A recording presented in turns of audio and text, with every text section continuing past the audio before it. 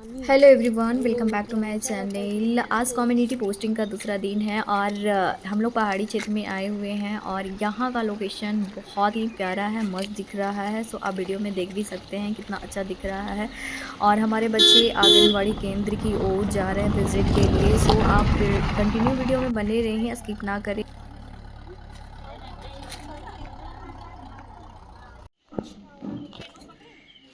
Finally हम लोग आंगनवाड़ी केंद्र पे पहुंच चुके हैं और यहाँ पे इम्यूनाइजेशन हो रहा था। सभी बच्चों को टीका लगाया जा रहा था, जो कि 0 to 5 वर्ष के बच्चों को लगाया जाता है। और यहाँ पे सभी सभी ने इम्यूनाइजेशन के बारे में जानकारी। ये वैक्सीन खराब हो चुकी है।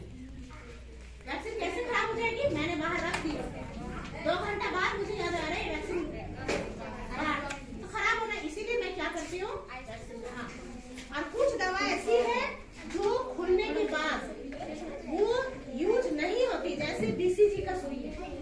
बीसीजी वाला जो सुई है वो आज मैंने खोला, 4 घंटे के अंदर मुझे उसको यूज करना है। अगर एक बच्चा आया, मैंने यूज किया और दूसरा बच्चा नहीं है, तो मुझे वो आइस पैक में ही रखना है 4 घंटे। 4 घंटे के बाद उसे डिस्कार्ड कर देना। वो दवा दोबारा यूज नहीं हो सकती। ए बच्चा, हम ही नहीं हो। ये पोलियो की दवा है, ठीक? ये पोलियो की दवा ओपन भाई पॉलिसी, यानी कि ये दवा अगर खुल गई तो ये 28 दिन तक चल सकती है।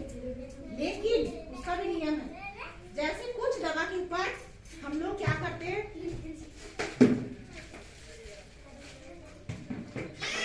यहाँ आप लोग देख रहे होंगे, शायद दिखाई दे रहा है, वो दवा के ऊपर मैंने टाइम और डेट लिखा है ना। ये दवा अगर खुल गई, ओपन भाई पॉलिसी जो है 28 दिन तक चलती है। तो मैंने डेट लिखा, फिर आज मैंने ये वैक्सीन दोबारा रिटर्न किया। तो कोल्ड चेन वाले को भी पता चलेगा ना कि भाई इसने कब खोला। फिर जब 28 दिन हो जाएगा तो ऑटोमेटिक ये दवा अगर यूज होगी अच्छी बात है, नहीं यूज होगा तो इसको हटा दिया जाएगा। ठीक? क्यों? क्योंकि ये दवा खराब हो जाएगा, उसको हम दोबारा किसी को दे नहीं सकते। इसीलिए ओपन भाई पॉलिसी में डेट और टाइम लिखा जाता है। और उस वाले में भी जो मैंने अभी बीसीजी बताया, एमआर हुआ, वो ओपन भाई पॉलिसी नहीं है। वो यूज करने के बाद 4 घंटे के बाद ऑटोमेटिक वो खराब हो जाती है, उसको डिस्कार्ड करना है। फिर भी उसमें हम टाइम डेट क्यों लिख रहे हैं? क्योंकि तब ना हमें पता चलेगा कि 4 घंटा हो चुका है। अब जब भी दवा हम देंगे, भले मुझे वहां से मिला, कोल्ड चेन वालों ने दिया, हॉस्पिटल वालों ने दे दिया, वो मेरा अपना जिगरी है, लेकिन मुझे देते वक्त क्या करना है? टाइम देखना है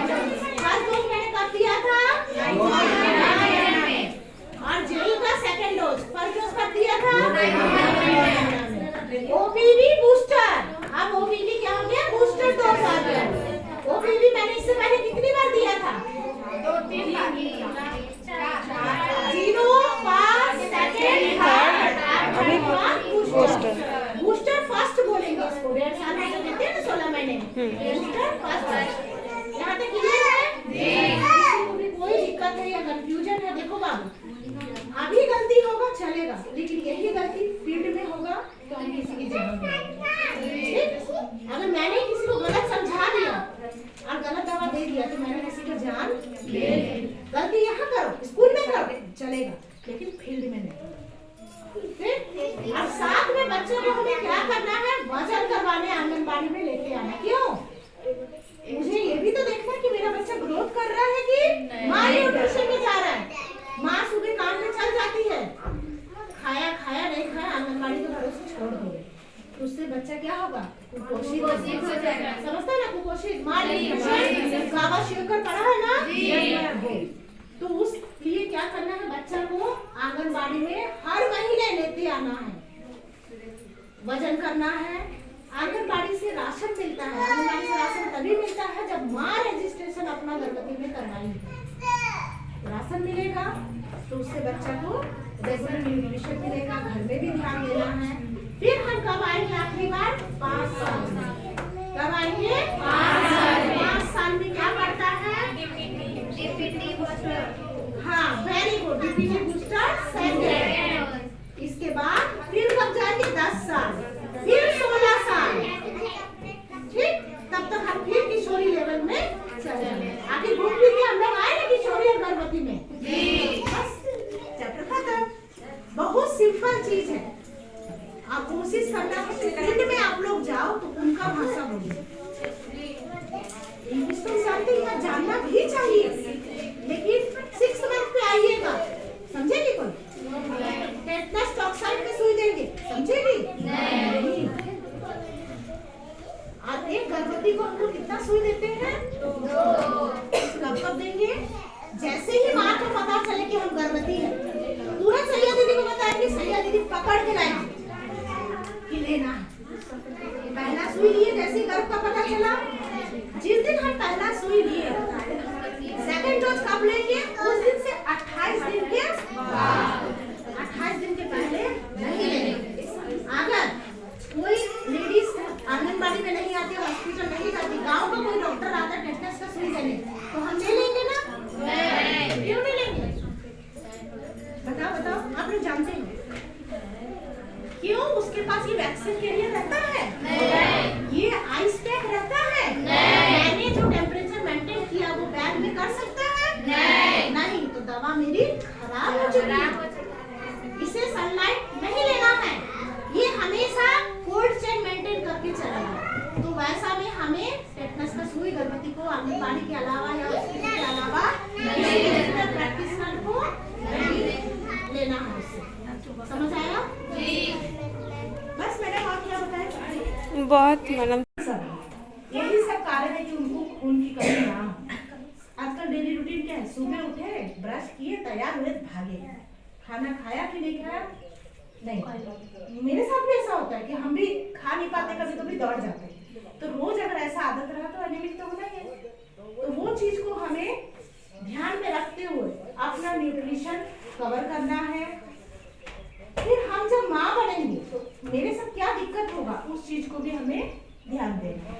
तो मेन फोकस आज हम लोगों का है प्रेग्नेंट वुमेन, इसके बारे में आज हम बताएंगे। जैसे ही लेडीज को पता चलता है, शादी होता है, कोई भी औरत को, तो अब इसमें शर्माने वाली कोई बात नहीं है, हम खुल के बता रहे हैं। मेंस्ट्रुअल साइकिल के बारे में सब जानता है? ये शरीर का चीज है, 1 महीना नहीं होगा तो मुझे भी पता होगा कि मुझे नहीं हुआ। तो जैसे ही किसी भी शादीशुदा लेडीज को 1 महीना एमसी नहीं होती है, तो वो क्या करेगी? तुरंत सैया दीदी के पास जाएगी। सैया दीदी के पास सरकारी किट अवेलेबल होता है, वो जांच करेगी कि वो पॉजिटिव है, प्रेग्नेंट है या नेगेटिव है। वो तुरंत फिर जैसे पॉजिटिव होगा तुरंत मुझे सूचना देगी।